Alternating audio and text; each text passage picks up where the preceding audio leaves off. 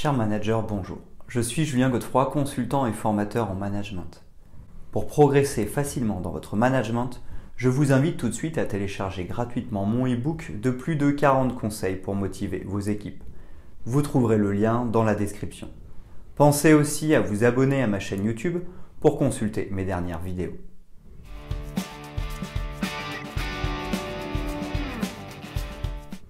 Lorsque nous regardons les 4 styles de direction du psychologue américain Rensis Likert, nous avons le style autoritaire exploiteur, le style autoritaire paternaliste, le style consultatif et le style participatif par groupe. En effet, un management participatif va s'appuyer sur l'idée du groupe de travail. Cela consiste à rassembler des individus dans le but de réaliser un travail commun. L'avantage du groupe de travail, c'est que nous allons pouvoir donner la parole à chacun tout en bénéficiant de la dynamique de groupe. Ce que j'entends par dynamique, c'est le fait que lorsqu'une personne prend la parole, cela va inspirer les autres qui pourront rebondir dessus. Le groupe de travail est donc une méthode de l'intelligence collective qui fonctionne très bien. Je l'ai personnellement utilisé très régulièrement avec d'excellents résultats. En effet, il est possible d'aborder tous les sujets de cette manière. Il peut être question de résoudre des problèmes comme l'insatisfaction d'un client ou des défauts de qualité, mais c'est aussi la possibilité de trouver des idées pour aller plus loin sur un sujet ou encore de s'organiser pour être plus efficace. Voyons dès à présent comment bien utiliser cette méthode du groupe de travail.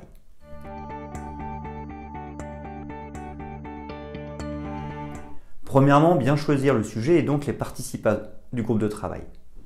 La première étape d'une démarche de groupe de travail est de choisir les bons participants.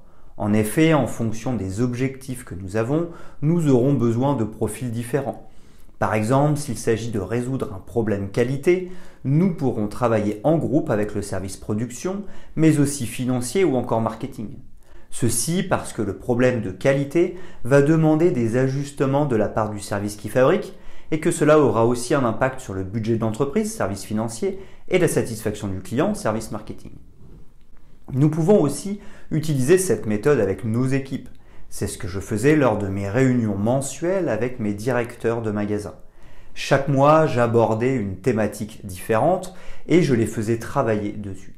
C'était par exemple comment augmenter la satisfaction client, comment gagner en productivité ou encore comment mettre en œuvre le nouveau merchandising. Il est tout à fait possible ponctuellement de venir intégrer des collaborateurs de différents services pour aider au travail de groupe.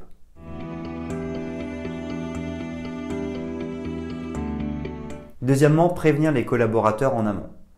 Deuxième point pour s'assurer du succès d'une démarche de groupe de travail, c'est de bien prévenir les personnes concernées en amont.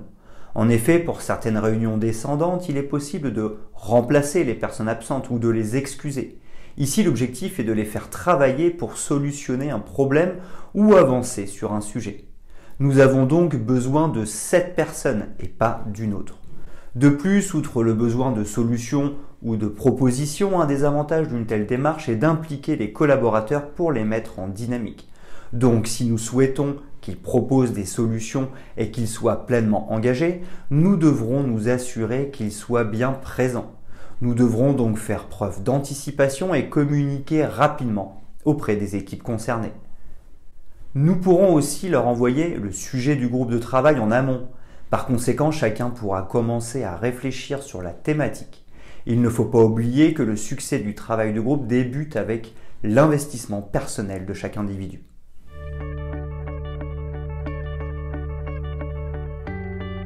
Troisièmement, bien accueillir le groupe de travail. En amont, nous aurons réfléchi au lieu où nous souhaitons que ce groupe de travail se déroule.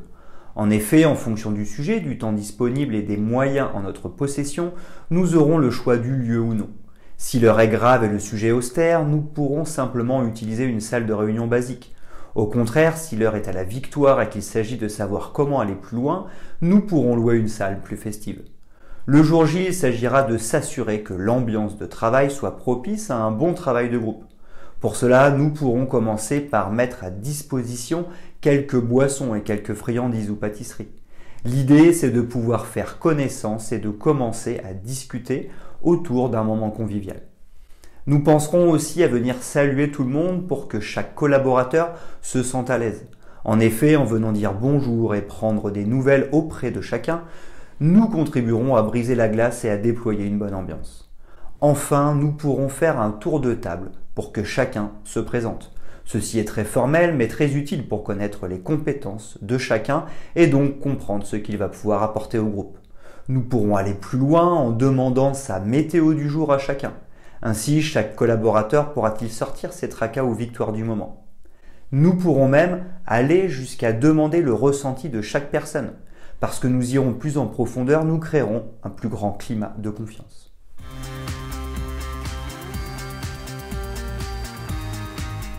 Quatrièmement, constituer les groupes de travail et lancer le travail. La quatrième étape nous plonge au cœur de la démarche. Il s'agit ici de présenter le sujet aux collaborateurs présents. Nous essaierons de donner un maximum de sens pour que chacun comprenne au mieux. Nous devrons aussi donner un certain niveau de détail pour que les équipes puissent visualiser sans aller trop loin pour ne pas saper leur travail de création. Ensuite, nous créerons les groupes de travail. Je ne préconise pas d'aller au-dessus de 8 personnes par groupe. En effet, chacun doit se sentir suffisamment à l'aise pour pouvoir prendre la parole. N'oublions pas que certaines personnes timides, introverties ou stables, profil disque, peuvent apporter beaucoup d'idées si nous leur laissons la possibilité de s'exprimer. Chaque groupe planchera sur le sujet de la réunion. Ces groupes pourront définir les axes de progrès, les solutions à mettre en œuvre ou encore définir les modalités de déploiement des actions. L'animateur se tiendra donc disponible pour apporter des précisions si besoin. Ce dernier sera aussi le garant de la gestion du temps. Le temps sera important pour préserver le processus créatif. Il devra être convenable pour laisser la possibilité de travailler correctement, mais aussi suffisamment restreint pour obliger à travailler efficacement. Ce genre de travaux de groupe peuvent durer entre 30 minutes et 1 heure. Au-delà, je préconise de diviser le projet en plusieurs sous-projets plus courts.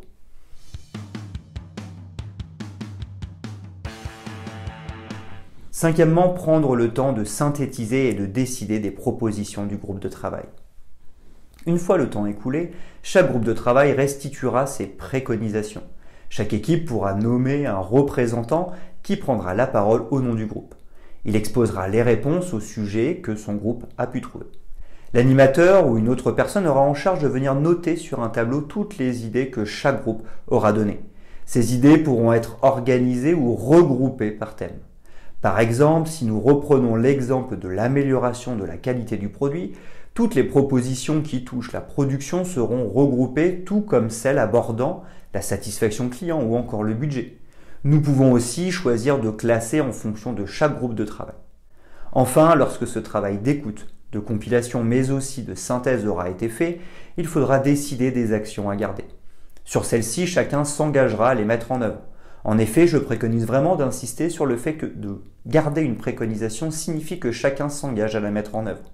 Ainsi, chaque collaborateur pourra-t-il décider en son âme et conscience.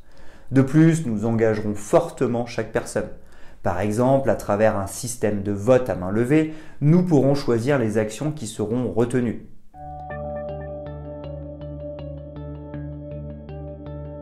Sixièmement, conclure et prévoir le suivi du projet. Enfin, la réunion pourra se terminer car nous aurons décidé collectivement à travers les groupes de travail des actions à mener. Nous pourrons faire un tour de table pour demander à chacun ce qu'il retient de ce moment mais aussi pour savoir comment il se sent. En effet, bien conclure en prenant le temps de s'exprimer et de dire au revoir permettra de garder confiance et sérénité. Le manager pourra aussi recueillir des éléments lui permettant de savoir si tout va bien se passer ou s'il risque d'y avoir des accrochages. Il s'agira aussi de s'entendre sur les modalités de suivi du projet. Effectivement, maintenant que nous avons bien lancé le projet, nous devrons nous assurer qu'il se déploie correctement. Nous pourrons donc convenir d'une prochaine date. Ainsi pourrons-nous nous assurer que chacun fasse le maximum pour être présent et préparer au mieux ce prochain rendez-vous. D'ailleurs, nous pourrons à nouveau utiliser la méthode du groupe de travail pour ajuster les différents points qui seront soulevés.